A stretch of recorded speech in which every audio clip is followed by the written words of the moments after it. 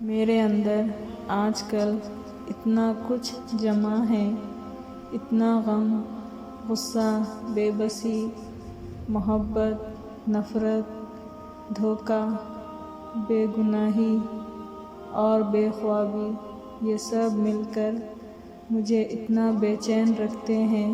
دل کرتا ہے کوئی اجنبی ملے، اس سے دل کا حال کہوں اور پھر روپوش ہو جاؤں، ایسے کہ کسی کو میری دھول بھی نہ ملے۔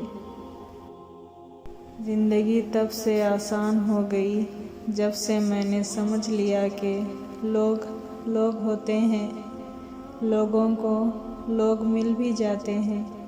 نہ کوئی کسی کا انتظار کرتا ہے، نہ کوئی کسی کے نہ ہونے سے مرتا ہے۔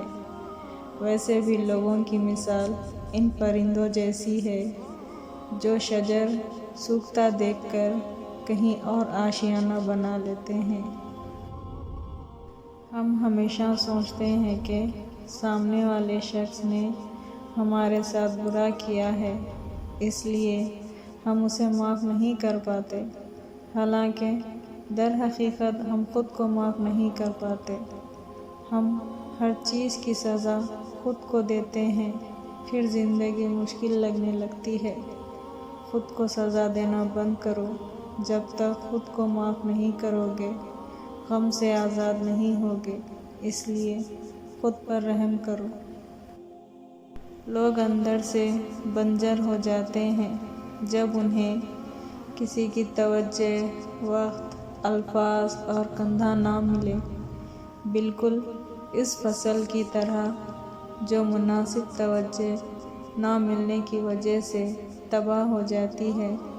ایسا انسان مت ڈھونڈنا، تم فصل مت بننا، کسان بنو اور کسی کو بنجر ہونے سے بچاؤ۔ ہمیشہ مضبوط رہیں، کیونکہ عین ممکن ہے کہ آپ کسی کے لیے رول ماڈل ہو، کسی کو آپ کو دیکھ کر ہمت ملتی ہو، کسی کا آپ حوصلہ ہو، اور آپ کا کمزور پڑ جانا کہیں آپ سے وابستہ لوگوں کو بھی کمزور نہ کر دے۔ دنیا کا سب سے خوبصورت انسان وہی ہے جس سے بات کرنا آسان ہو، جس سے مشکل میں مدد مانگنا آسان ہو، اور جو دوسروں کے دکھ درد میں شامل رہے، جو آنسو پوچھنا جانتا ہو، جو مرہم بننا اور مرہم لگانا جانتا ہو۔ اگر آپ ایسے انسان ہیں تو یقیناً اللہ نے آپ کو سب سے خاص بنایا ہے۔ کبھی کبھی ہمارے راستے میں آیا ٹوٹا ہوا پل برا نہیں ہوتا، وہ آپ کو ایسی جگہ جانے سے روکتا ہے جہاں آپ کو نہیں جانا چاہیے۔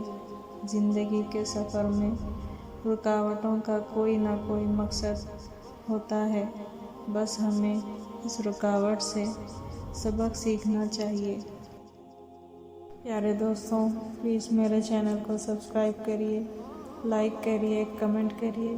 Thank you so much.